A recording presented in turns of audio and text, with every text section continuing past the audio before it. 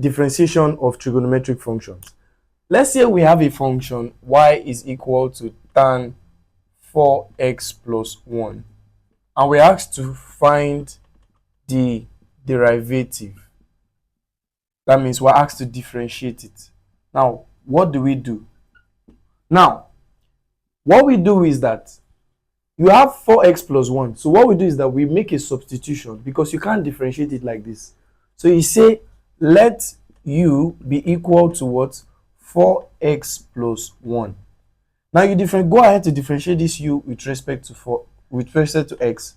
So it becomes du dx is equal to, if you differentiate 4x, you're going to have 4. If you differentiate 1, you're going to have 0. So what do we do next? We have said that this should be u. So we are going to say that y is going to be equal to tan u now, because you said let this be u. So we're also going to go ahead to differentiate y with respect to u. So it becomes dy du is equal to, if you differentiate tan u, what will you get? You get sec² u.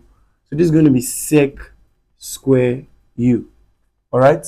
So finally, what will be dy dx? Dy dx is going to be equal to what? Dy du multiplied by what? Du dx. So that's going to be equal to what? What is our dy du? That is what? Sec² u multiplied by, what is our du dx? 4. So this multiplies this, we're going to have what? Dy dx is going to be equal to what? 4 sec² u. Alright?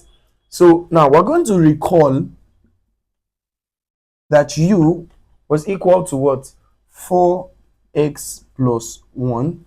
So that means the y dx is going to be equal to what?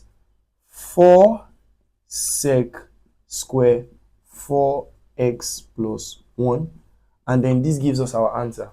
So when you differentiate this function, tan 4x plus 1, you're going to have what?